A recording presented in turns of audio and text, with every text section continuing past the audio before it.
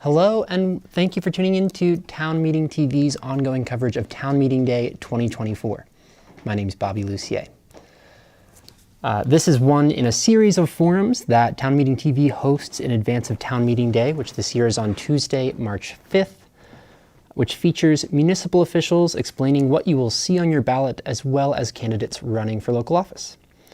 On tonight's program, we're diving into the proposed budget and ballot questions for the city of South Burlington. And we're joined by Jesse Baker, South Burlington City Manager, as well as Tom DiPietro, who is the Director of Public Works. Thank you both so much for joining us. Thanks for having us. Awesome. So before we get started, just a reminder that you can call in if you're tuning in live. We welcome your questions anytime at 802-862-3966. You can give us a call and we will hear your question live on the air.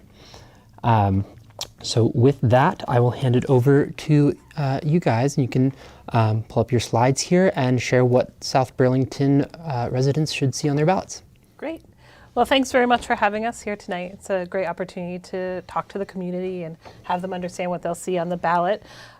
We have the privilege of being here to share this information, but this is really the product of many, many hours of work by our leadership team and our city council to consider the budget. They've been talking about it for the last 2 months and unanimously supported moving this budget forward to Town Meeting Day. So I'm going to spend some time talking about our FY25 budget that will be on the ballot. Tom's also going to share with you some details on an upcoming bond vote as well as a charter change. And we'll end with who's on the ballot this year in South Burlington. So to begin with, for the FY25 budget, this is the citywide budget. Our citywide budget is about $65 million.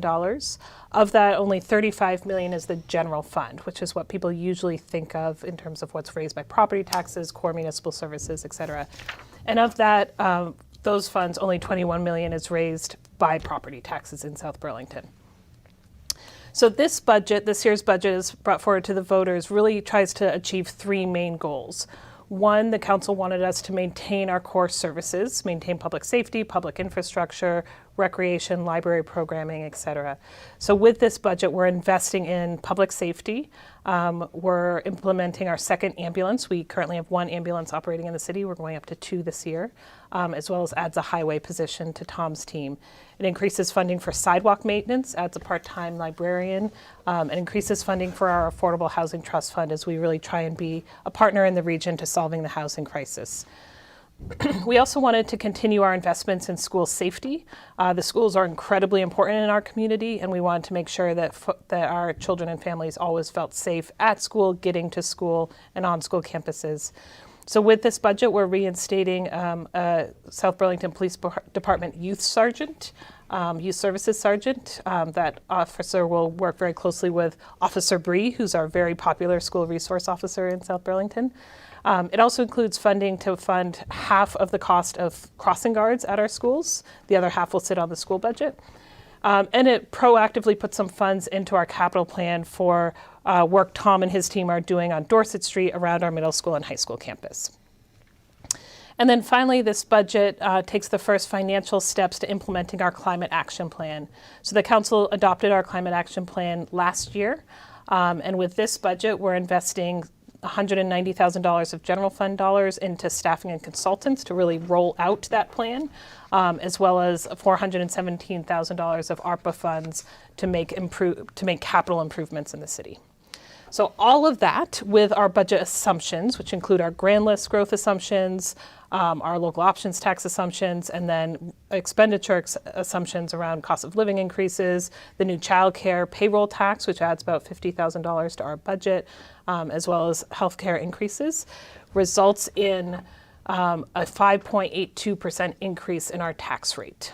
So that's what the voters will consider. It's about 2.9 pennies on the tax rate. We always like to share what impact that will have on our property taxpayers because, of course, affordability is also a real concern while we're maintaining core services.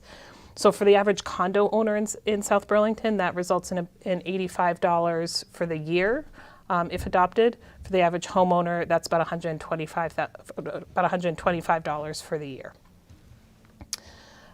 We also, part of this budget, of course, is our utilities, our water system, sewer system, stormwater system. Those rates are going up primarily based on staffing and benefit costs and needed capital costs.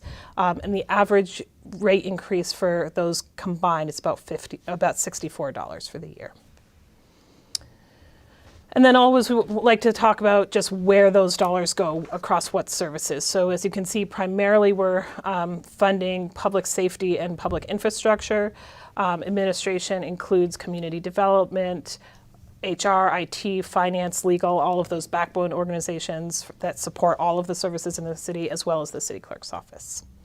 That's our FY25 budget, and with that, I'll turn it over to Tom. We do have a bond vote on the ballot this year, and Tom can walk us through that project. Great. Thank you, Jesse. South Burlington voters will see a bond vote related to construction of a new water tank on Dorset Street. We also refer to it as the East Tank. So right now, or the proposed tank, is going to be very similar, look exactly the same as the existing tank. It'll be a 2.1 million gallon welded steel tank by Nicholas Circle, and it'll be painted the same way and everything like that. So on the slide you can kind of see a rendering of it. Very quickly, our system overview. I always think it's important to have folks understand where our water comes from. So our source of water is Lake Champlain, specifically Shelburne Bay. The Champlain Water District is located in South Burlington, and they pull water from the bay, treat it, and pump it to a couple different locations around the city where our storage tanks are. And from there, it flows through pipes that are owned by the city, part of our distribution system, to everybody's home and business. So a little bit more about the project. So in South Burlington, we have two service areas. The high service area, which is east of Spear Street, generally speaking, and the main service area, which is west, serves the kind of the Route 7 corridor through South Burlington. And so the Dorset Street tank, or the East tank, will serve the high service area. A couple of the project benefits I wanted to highlight. With construction of this tank, we will have enough water for the foreseeable future. So we're estimating 50 or more years. So that's great for the city. We won't see another bond vote for additional storage for quite some time. It allows us to meet regulatory requirements, and I have a little bit more information on the next slide about kind of when we have to provide more storage within our system. But that requirement is up and met, so that's why we're moving this forward at this time. And it provides more water in the event of an emergency, so whether a pump were to fail and CWD, for whatever reason, might not be able to get water up to our tanks, we'll have more water available for the community while they work to resolve that issue, and provides more water for firefighting activities. Also has a benefit here with the two tanks next to each other. We are much more easily able to do maintenance on the existing tank. So if there's maintenance of interior components, we can take one tank down, do that work, put it back online. So that's great for our operational staff. I just wanted to note from a pressure perspective, the tank will not increase pressure throughout the city. It will allow us some operational flexibility so we can maintain water higher in the tank. But it's not going to increase pressure to areas where we didn't previously have water pressure throughout the city. And this is the slide I referenced previously. So this is pie chart showing sort of where the water in the tank goes or is utilized. So the big blue portion of the pie chart, that is the water that we use on an average daily basis. The 500,000 gallons in the yellow portion, that's what's allocated. So allocated means somebody has put in a permit to the city. They're going to need water to build a new home or a business. We figure out how much water that's likely to need, and we allocate that out, so we sort of reserve it for them. There is a small allocation within this tower for the town of Shelburne, and then fire flow demand. We have to set some gallons aside for fire flow. Because we get water from the Champlain Water District, we actually get a pretty good I'll call it reduction or discount to the amount of water we have to store for fire flow capacity. And then you can see there the 42,000 gallons of excess storage. So we've used about 98% or allocated out 98% of the water in the tower. And state regulations require that when we reach 90%, we start planning and then construct additional storage. So this is probably a little blurry on your screen, but this is kind of an engineering plan view. And again, it's the new tank, very similar or the same as the existing tank. It's going to be right next to the existing tank, and it'll provide a total of 4.2 million gallons of storage on that site for the high service area. Total project costs. So all in, this project is about $5,750,000. $4.3 million of that is in construction costs, so that's really the large portion of this. I'll note that we have already received $500,000 in grant funding from the Community Recovery and Revitalization Program, so that's great. We love to have that kind of support. And I'll also note that our project was recently, we applied and were recently ranked #1 in the region for a regional priority list for economic development. So that's great. So we're hoping that that ranking will allow us in the near future to apply and be successful obtaining additional grants to help further reduce the kind of the burden on our ratepayers. And if you go to the next slide, it shows that. So again, using current rates, about a 30-year term and a 4.5% interest rate, our annual loan payment would be about $350,000 on this. So that would increase our water rate by about $4.80 per 1,000 cubic feet of water, and that would result in an annual increase of about $38.66 for the average residential user. I do want to note I'm presenting here kind of the worst case scenario, so I haven't even backed out that $500,000 in grant money that we already have, or maybe prospective grants. This is kind of the worst case scenario I wanted to show folks this evening. I always think it's important too, so talking about rate increases, just want to remind folks, we have some of the lowest, or if not the lowest, water rates in the region and maybe the state. So you can see South Burlington on the left here. So even with these rate increases, we will be on the lower end, if not the lowest. And a couple of words about the project schedule. So we've been working on this for a while now. Currently, we're doing final engineering and permitting, and we hope to have a positive bond vote, which would allow us to kind of move this forward and put it out to bid this summer. And we could begin construction this fall. We may decide to delay that slightly for reasons related to the timing of payments on a loan as things come up. But again, this represents the most aggressive schedule where construction might start as soon as this fall, assuming a positive bond vote. And my last slide here is just an example of the ballot language. It's always ballot language, so it's a little bit long, but it's a pretty straightforward yes or no question in this case if voters approve the funding to construct the tower. And then we have one other critical ballot item on the ballot this year, and that is a potential charter change. So about 18 months ago, 2 years ago, our charter committee was convened to look at governance models in South Burlington. As the second largest city in the state, we have 5 city councilors who all run at large, 5 school board members who all run at large, and we wanted to have a community conversation about was that the right model for us. So the Charter Committee spent many months doing a lot of public engagement and feedback to have conversations in the community about those governance models, and came to the recommendation to consider expanding the school board and the city council.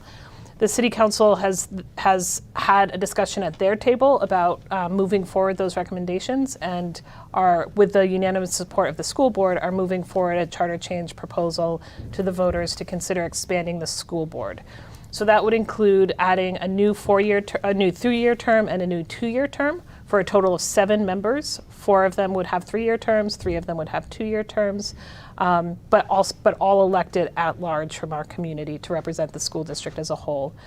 So this will be on the ballot on town meeting day. As folks likely know, charter changes also require legislative approval. So if the voters decide that this is how we want to govern ourselves, then it will go to the legislature for consideration and then to the governor, so to be in effect in 25 or 26, depending on the biennium. And as Tom was mentioning, we love complicated ballot language, so this is how this will appear on the ballot. We need to show what is changing in the charter and what is being added. So these words all say that we are adding 2 school board members to the school board if the voters so choose. And then finally, we have a number of great candidates running for office in South Burlington. So we have 3 folks running for school board for 3 terms that are up, and you can see them listed there. And then for our city council, we have a 3-year term, a 2-year term, and a 1-year term. Each of those will currently be vacant. The incumbents are not running. So we have 2 candidates for the 3-year term, 3 candidates for the 2-year term, and 1 candidate for the 1-year term. So that is our town meeting day ballot. Awesome. Yeah. Thank you all so much. I wanted to just return back to the city budget for a second. So could you just share a little bit of context for that budget increase, the tax increase? Is that compared to the last couple of years, is that larger or smaller than what we've seen, than what South Burlington residents have seen in prior years? Yeah, that's a great question. So it is larger than the historic average over the last decade. It is lower than last year's increase. What we're experiencing is during the peak COVID years, when there was so much fiscal uncertainty for our neighbors and for our government operations, the council really wanted to hold a less than 1% tax rate increase. So we were able to do that, but honestly, we did that through holding some staff positions vacant. So as the finances are returning, as expectations for our community are returning, we're reinstating those positions, for example, the youth sergeant position. And that's really kind of climbing out of that very low tax rate increase year. We're climbing out of that with this tax rate. Additionally, we're funding new things. So funding specifically the implementation of the city's climate action plan. That has been a huge community value of our community for several years with the adoption of not only the climate action plan, but just on Monday night, the council adopted our city plan 2024, which is our master plan for the next 8 years, really centering our work to address the impacts of climate change in South Burlington. Great.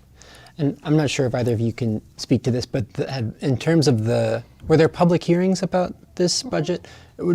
Could you characterize any of what was the input, if there was any, from the public on the proposed budget? Was any of that incorporated, or just what did public input look like on this budget so far? Yeah, we had a fair amount of engagement this year with the budget public hearings and just council discussions of the budget as well.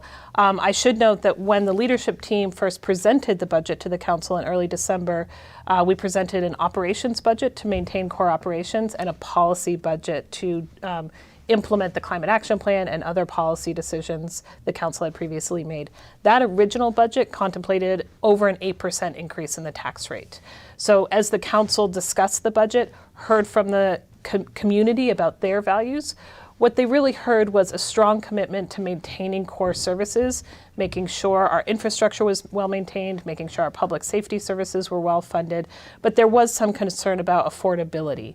So as you saw in the presentation, the council decided to use some of our ARPA money for those one-time capital costs associated with the climate action plan and take that off the backs of the property taxpayers. So lower that increase from over 8% down to 5% in order to be responsive to the affordability concerns of our community. Great. Awesome. Anything else that either of you would like to add about if nothing else, maybe just how South Burlington residents can vote? Sure. Happy to answer that. I will do one quick plug, Sure. if you don't mind. Go for it.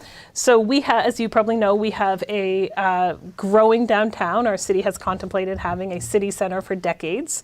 It is coming to fruition. Market Street and Garden Street look completely different than they did 4 or 5 years ago. Last year we had our Illuminate Vermont event, a big street festival in December. We are doing that again this year in time for the eclipse. So Illuminate Vermont will be the weekend before the eclipse. We anticipate lots of visitors into our region, our neighbors looking for opportunities to come out, connect with one another, enjoy each other, enjoy a street festival. So mark your calendars for April 5th and 6th on Market Street in South Burlington. We'll have food trucks and artists, vendors, and opportunities to hear music and just connect with one another. So it's going to be a great time in South Burlington. But before that, on town meeting day, folks can certainly vote on town meeting day 7 to 7 at your district voting place. That's either at City Hall or at one of the elementary schools, and folks can go on to southburlingtonvt.gov to figure out where they specifically vote. They can also vote early. Ballots will be available starting right after Valentine's Day. You can come into City Hall at 180 Market Street, go to the clerk's office during regular hours of operation, 8 to 4:30, and vote early as well. Or call the city clerk's office and she will be happy to send you a ballot. Awesome. Yeah. Thank you guys so much. Thank you so much.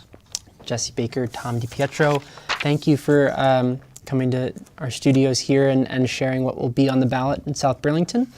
And thank you for tuning in to Town Meeting TV's ongoing coverage of Town Meeting Day 2024. You can find this forum and many others that we will be hosting in the coming weeks on cctv.org/2024. And you can also find them on our Town Meeting TV YouTube channel. Thanks so much. So long.